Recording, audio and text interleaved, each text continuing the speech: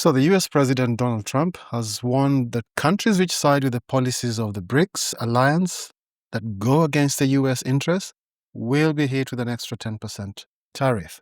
He posted this on the Truth Social, that's his social media network. So any countries aligning themselves with the anti-American policies of BRICS will be added an additional 10% tariff. There will be no exceptions in this policy. Thank you for your attention to this matter. Now, you need to understand that members of the BRICS nations did not respond kindly to this. And well, so before you get into this BRICS drama and find out what the BRICS member countries actually said after Trump issued that threat or that warning, well, first let's start by finding out, number one, what's the ultimatum and why is Trump issuing these ultimatums? Yeah. So number one, well, of course, the ultimatum is that Trump is going to impose a 10% tariff on imports from countries that align themselves with BRICS. Now, so this threat is coming ahead of a broader deadline, initially July 9th and later deferred to August 1st, for countries to finalize their trade agreements with Washington, after which those failing to strike a deal could face increased tariffs. So it's part of Trump's long-standing protectionist agenda, often articulated as his America First banner, which champions the use of import taxes to supposedly boost American manufacturing and protect jobs. This is putting America in a very difficult situation, but I shall share my take later. So why is Trump issuing this ultimatum?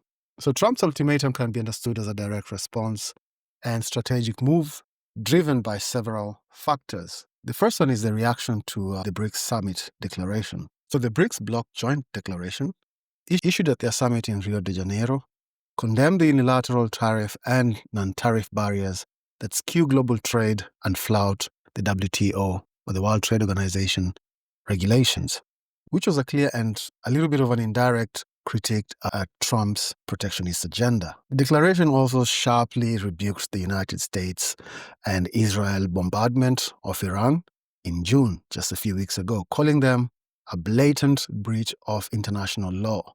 So this criticism was actually perceived by Trump as an anti-American policy.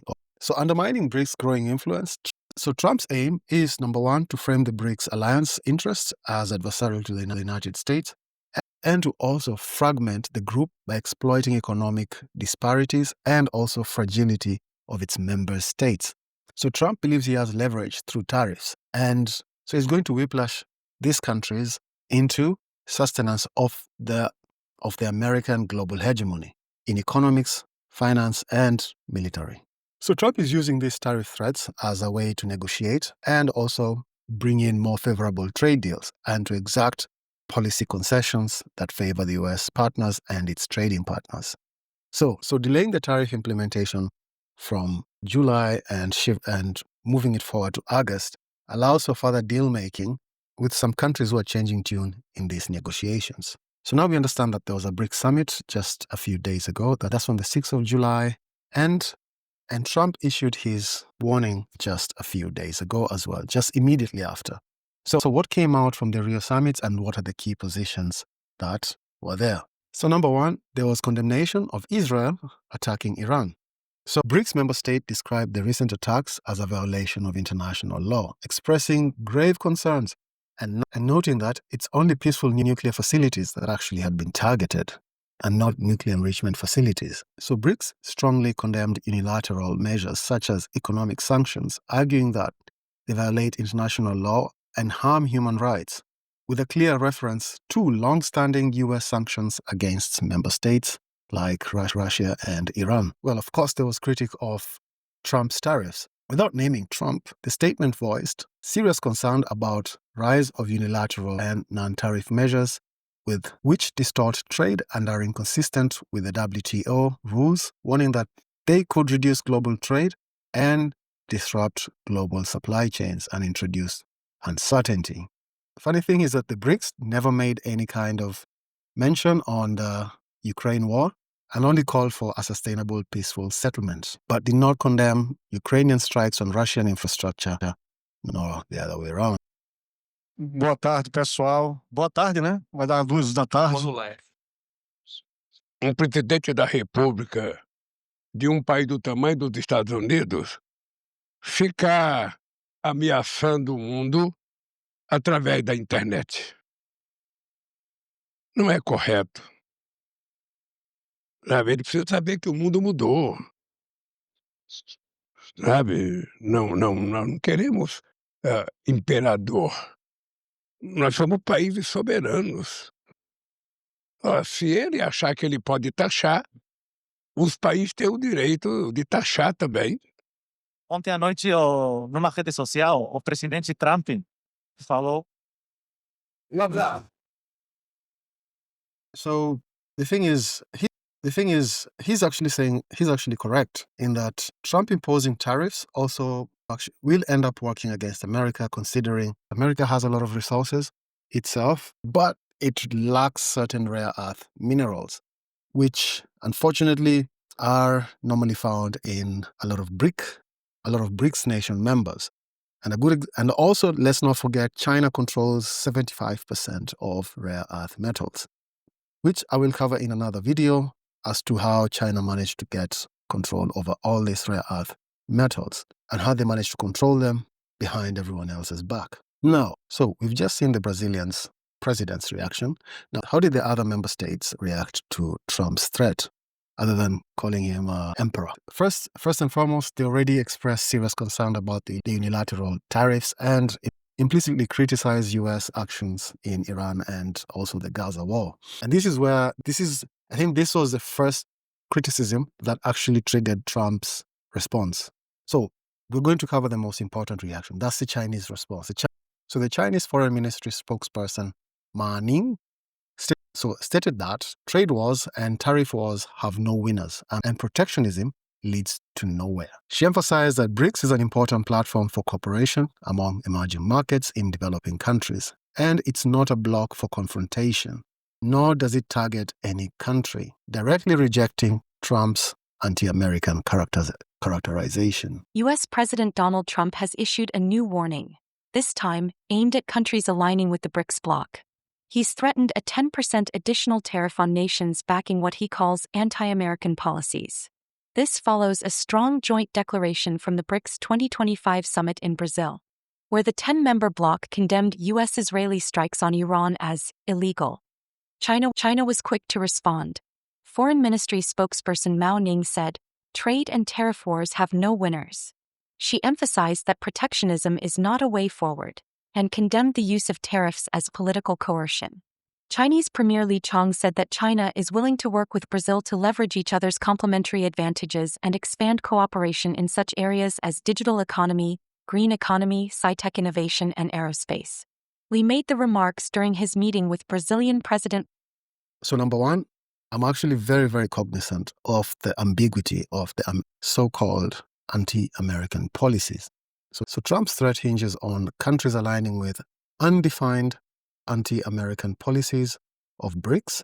This ambiguity is a strategic move, allowing broad applicability and also keeping countries guessing about what actions on their part might actually trigger tariffs, creating uncertainty and potentially deterring corporations. What I'm getting is that a lot of people, or most people, think BRICS as a monolithic anti-Western bloc. So I look at BRICS also as an entity that's challenging the American or the Western hegemony. And the thing is, it's a bit different compared to the Western hegemony in that a lot of its member states are absolutely different compared to the Western side. On the Western side, a lot of the countries and a lot of the economies share similar principles and also ways, and also corporations and ways of doing things. In the BRICS bloc, it's absolutely different.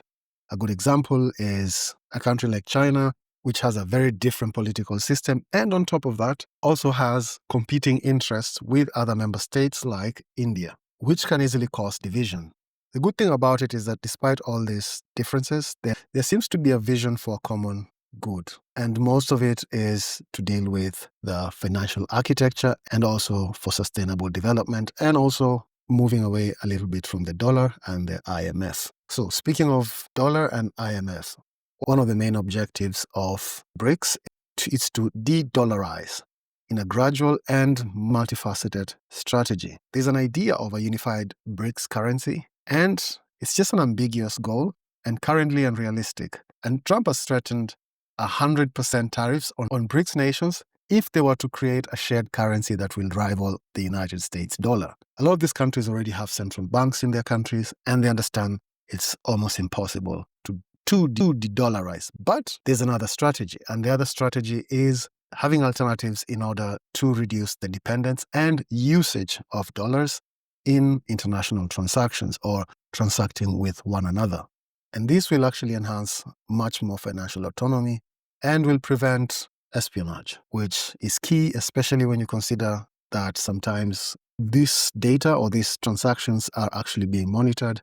And so apparently the rub is WhatsApp and also cash transactions and financial transactions were used to track a lot of the Iranian officials that were actually assassinated. In the quest for less dollar dependence, BRICS nations are facilitating less use of the SWIFT. One of the other ways that BRICS are employing in terms of reducing the dependence on the dollar is by developing independent payment systems such as the China Cross-Border Interbank Payment System, or CIPS, and the Russian System for Transfer of Financial Messages, SPFS, to operate independently of the US-controlled networks such as SWIFT.